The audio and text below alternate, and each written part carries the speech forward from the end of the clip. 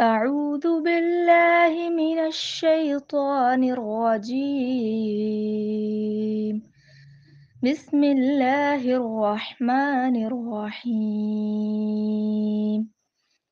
إنا فتحنا لك فتحا مبينا ليغفر لك الله ما تقدم من ذنبك وما تأخر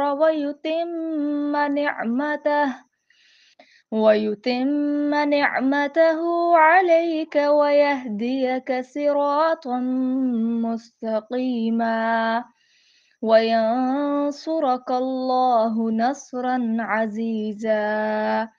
هو الذي أنزل السكينة في قلوب المؤمنين ليزدادوا إيمانا مع إيمانهم. ولله جنود السماوات والأرض وكان الله عليما حكيما. ليدخل المؤمنين والمؤمنات جنات تجري من تحتها الأنهار خالدين فيها ويكفر عنهم سيئاتهم وكان ذلك عند الله فوزا عظيما. ويعذب المنافقين والمنافقات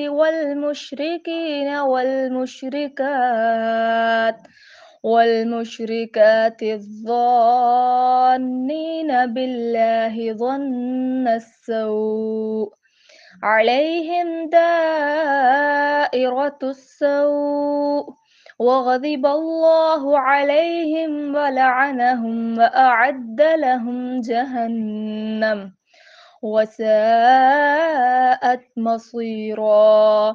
ولله جنود السماوات والأرض وكان الله عزيزا حكيما. إنا أرسلناك شاهدا ومبشرا ونذيرا لتؤمنوا بالله ورسوله وتعزروه وتوقروه وتسبحوه بكرة وأصيلا. إن الذين يبايعونك إنما يبايعون الله يد الله فوق أيديهم فمن نكث فإنما ينكث على نفسه ومن أوفى بما عاهد عليه الله فسيؤتيه أجرا عظيما. السلام عليكم ورحمة الله وبركاته.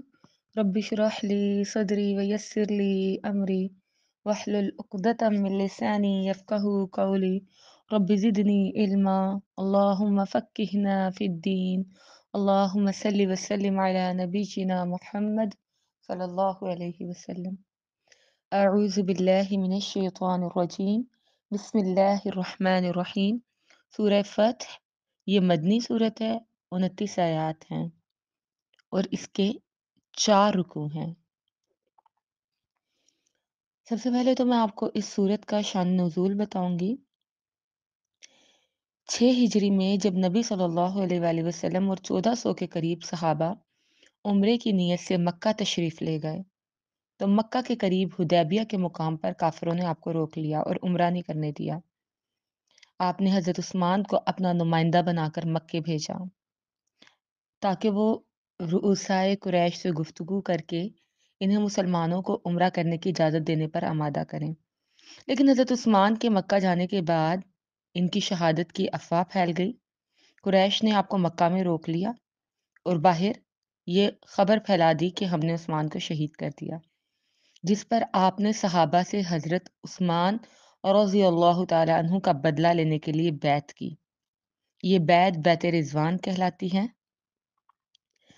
بعد میں یہ افواہ غلط نکلی، تاہم کفار مکہ نے اجازت نہیں دی عمرے کی اور مسلمانوں سے آئندہ سال کے وعدے پر کچھ معاہدہ کیا جس کی کچھ شکیں تھیں، اور اس معاہدے کے ساتھ آپ صلی اللہ علیہ وسلم نے واپسی کا ارادہ کیا۔ وہیں اپنے سر بھی آپ صلی اللہ علیہ وسلم نے منڈوا لیے اور قربانیاں بھی کر لیں۔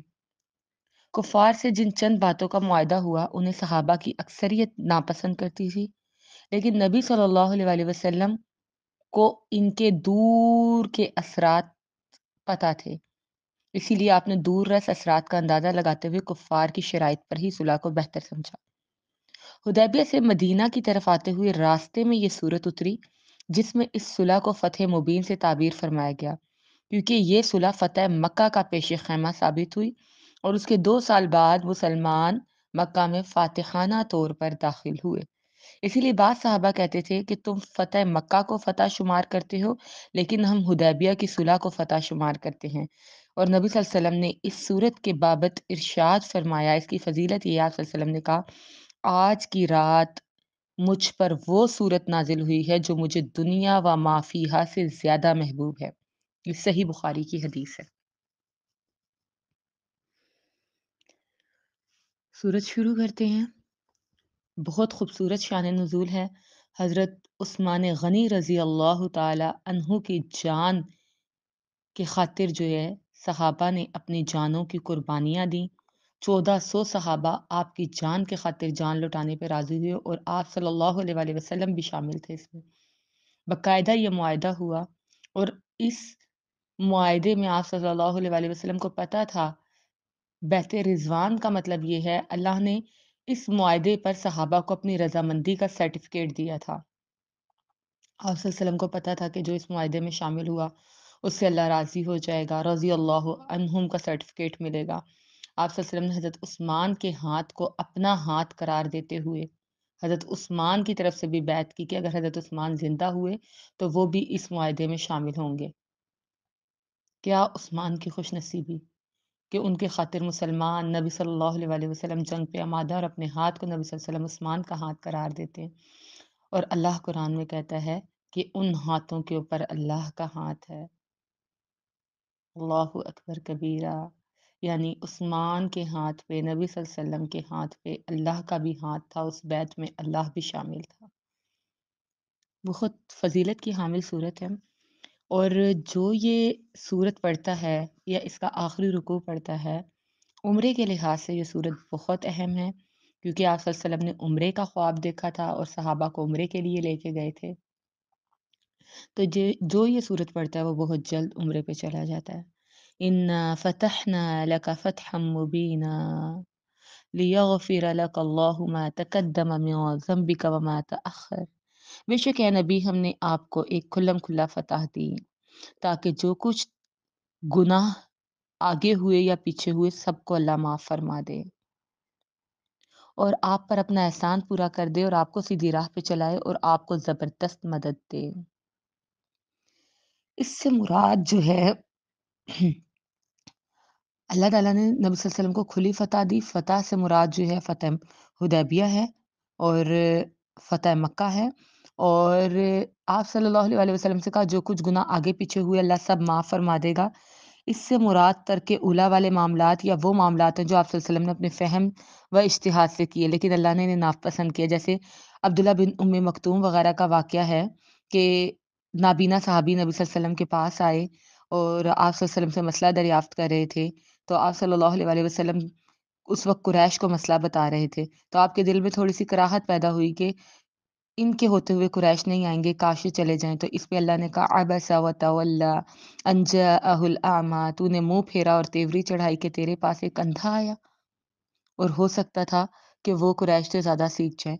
تو اس قسم کے یہ معاملات تھے، اگرچہ یہ گناہ اور منافی عصمت نہیں ہے، لیکن آپ صلی اللہ علیہ وسلم کی شان کے پیش نظر انہیں بھی کوتاہی شمار کیا گیا جس پر معافی کا اعلان فرمایا جا رہا ہے۔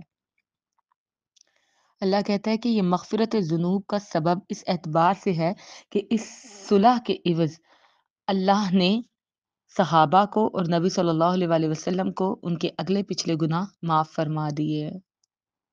اور اس صلح کے بعد قبول اسلام کرنے والوں کی تعداد میں بکثرت اضافہ ہوا، جس سے آپ کے اجر عظیم میں بھی اضافہ ہوا اور آپ کے حسنات اور کفارہ سیئات بھی ہوئے۔ تو اللہ کیا کہتا ہے کہ اللہ نے احسان کیا اس صلح کے ذریعے اور اللہ نے سیدھی راہ پر چلایا، یعنی کہ اللہ نے دین کو غالب کر کے فتح و غلبہ دیا اور اللہ نے اس دین پر استقامت نصیب فرمائی۔ وَيَنصُرُكَ اللَّهُ نَصْرًا عَزِيزًا، اور آپ کو ایک اللہ زبردست مدد دے۔ وہی ہے جس نے مسلمانوں کے دلوں میں سکون اور اطمینان ڈال دیا تاکہ وہ اپنے ایمان کے ساتھ ساتھ اور بھی ایمان میں بڑھ جائیں، اور آسمان اور زمین کے سارے لشکر اللہ ہی کے ہیں اور اللہ دانا اور باحکمت ہے۔ یعنی اس اضطراب کے بعد جو مسلمانوں کو شرائط صلح کی وجہ سے لاحق ہوا تھا، اللہ تعالیٰ نے ان کے دلوں میں سکینت نازل فرما دی، سکون عطا فرما دیا۔ مسلمان بے چین ہو گئے تھے اس صلح کی شرائط کی وجہ سے، لیکن پھر اللہ نے اطمینان دیا، اور یہ آیت بھی اس بات کی دلیل ہے کہ ایمان میں کمی بیشی ہوتی رہتی ہے، اور اس آیت کو آیت سکینہ بھی کہتے ہیں۔ هو الذی انزل السکینۃ فی قلوب المؤمنین لیزدادوا ایمانا ایمانا مع ایمانہم، یہ آیت سکینہ ہے۔ وَلِلَّهِ جُنُودُ السَّمَاوَاتِ وَالْأَرْضِ وَكَانَ اللَّهُ عَلِيمًا حَكِيمًا لِيُدْخِلَ الْمُؤْمِنِينَ وَالْمُؤْمِنَاتِ، تاکہ مومن مردوں اور عورتوں کو ان جنتوں میں اللہ لے جائے جس کے نیچے نہریں بہہ رہی ہیں، جہاں وہ ہمیشہ رہیں گے، اور ان سے ان کے گناہ دور کر دے، اور اللہ کے نزدیک یہ بہت بڑی کامیابی ہے۔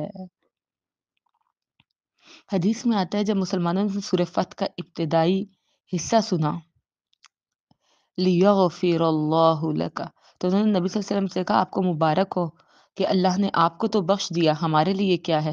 جس پر اللہ نے یہ آیت نازل فرمائی، لِيُدْخِلَ الْمُؤْمِنِينَ، تاکہ اللہ مومنوں کو داخل فرمائے باغات میں جس کے نیچے نہریں ہیں، ان کے گناہوں کی بھی معافی فرمائے، اور یہی اللہ کے نزدیک بڑی کامیابی ہے۔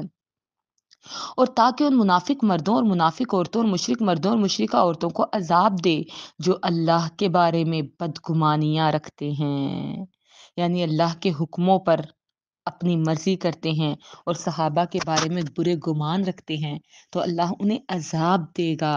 یہ بدگمانیاں رکھنے والے ہیں، دراصل انہی پر برائی کا پھیرا ہے، یعنی یہ جس گردش اور عذاب اور ہلاکت کے مسلمانوں کے لیے منتظر ہیں، وہ تو انہی کا مقدر بننے والی ہے۔ وَغَضِبَ اللَّهُ عَلَيْهِمْ وَلَعَنَهُمْ وَأَعَدَّ لَهُمْ جَهَنَّمَ، اللہ ان پر ناراض ہوا، ان پر لعنت کی، ان کے لیے دوزخ تیار کی، اور یہ بہت بری لوٹنے کی جگہ ہے۔ اور اللہ ہی کے لیے آسمانوں اور زمینوں کے لشکر ہیں، اور اللہ غالب حکمت والا ہے۔ یہاں کافروں اور منافقین کے بارے میں کہا گیا کہ اللہ اپنے دشمنوں کو ہر طرح ہلاک کرنے پر قادر ہے، اس کے لیے تو ہر قسم کے لشکر ہیں۔ یہ الگ بات ہے کہ وہ اپنی حکمت اور مشیت کے تحت ان کو جتنی چاہے مہلت دے۔ اِنَّا أَرْسَلْنَاكَ شَاهِدًا وَمُبَشِّرًا وَنَذِيرًا، یقیناً اے نبی ہم نے آپ کو گواہی دینے والا، خوشخبریاں سنانے والا اور ڈرانے والا بنا کے بھیجا۔ یہ آپ صلی اللہ علیہ وسلم کی صفات کا ذکر ہے۔ لِتُؤْمِنُوا بِاللَّهِ وَرَسُولِهِ وَتُعَزِّرُوهُ وَتُوَقِّرُوهُ وَتُسَبِّحُوهُ بُكْرَةً وَأَصِيلًا، آپ صلی اللہ علیہ وسلم کو کس لیے بھیجا گیا؟ تاکہ تم اللہ اور اس کے رسول پر ایمان لاؤ اور اس کی مدد کرو اور ان کا ادب کرو اور اللہ کی صبح و شام پاکی بیان کرو۔ نبی صلی اللہ علیہ وآلہ وسلم کی آمد کا مقصد کیا ہے؟ آپ صلی اللہ علیہ وسلم کے آنے پر اور اللہ پر ایمان لانا، نبی صلی اللہ علیہ وآلہ وسلم کی مدد کرنا، کیسے؟ ان کے دین کی مدد کرنا، آپ صلی اللہ علیہ وسلم کا ادب کرنا اور اللہ کی صبح و شام پاکی بیان کرنا۔ ان الذين يبايعونك انما يبايعون الله يد الله فوق ايديهم، بے شک اے نبی وہ لوگ جو آپ سے بیعت کرتے ہیں یقیناً وہ اللہ سے بیعت کرتے ہیں، ان کے ہاتھوں پر تو اللہ کا ہاتھ ہے۔ تو جو شخص عہد شکنی کرے گا وہ اپنے نفس پر عہد شکنی کرے گا، اور جو شخص اس اقرار کو پورا کرے گا جو اس نے اللہ سے کیا ہے تو اسے عنقریب اللہ بہت بڑا اجر دے گا۔ اللہ کا ہاتھ جس طرح اس کی شان کے لائق ہے وہ ان ہاتھوں کے اوپر ہے۔ ہمیں اللہ کے ہاتھ کا نہیں پتا، یہ غیب کا علم ہے۔ اللہ ان کے ساتھ اپنے علم کے ذریعے ہے ان کی باتیں سن رہا ہے، ان کی جگہ دیکھ رہا ہے، ان کے ظاہر باطن سے آگاہ ہے۔ آیت سے مراد بیت رضوان ہے جو حضرت عثمان کی خبر شہادت سن کر انتقام لینے کے لیے حدیبیہ میں موجود 1400 مسلمانوں نے کی۔ تو اللہ تعالیٰ کہتا ہے کہ اس بیعت میں بھی شامل تھا، اور جس نے عہد شکنی کی، یہاں عہد شکنی سے مراد بیعت کا توڑ دینا ہے، عہد کے مطابق لڑائی میں حصہ نہ لینا، یعنی جو شخص ایسا کرے گا تو اس کا وبال اسی پر پڑے گا، اور جو اللہ اور رسول کی مدد کرے گا، ان کے ساتھ ہو کر لڑے گا، تو وہ حزب اللہ میں شامل ہے، یہاں تک کہ اللہ مسلمانوں کو فتح اور غلبہ دے دے۔ اس کو اللہ اجر عظیم عطا فرمائے گا جو اپنے وعدوں کو پورا کرے گا۔ بہت خوبصورت صورت ہے، اس کے پڑھنے سے عمرے پہ چلے جاتے ہیں۔ اس سورہ میں ہمارے لیے بھی بہت زیادہ سبق ہے، اپنے لیے عمل کی باتیں نکالیں۔ دیکھیں کہ صحابہ نے کس طریقے سے آپ صلی اللہ علیہ وسلم کے ایک اشارے پر جانوں کی بازی لگا دی۔ اللہ نے ہمیں کہا ہے کہ نبی صلی اللہ علیہ وسلم کی مدد کرنی ہے، ان کے دین کی مدد کرنی ہے، اسلام کی خاطر نکلنا ہے۔ اللہ نے ہمیں بتایا ہے کہ اس کے لشکر بہت ہیں، لیکن اس کے باوجود اگر ہم اس کا ساتھ دیں گے تو وہ مومنین کو باغوں میں داخل کرے گا جس کے نیچے نہریں بہہ رہی ہیں، وہ گناہ معاف کرے گا، وہ مدد کرے گا، اور جو وعدہ توڑے گا، عہد شکنی کرے گا، تو پھر اس سے اللہ خود انتقام لے گا۔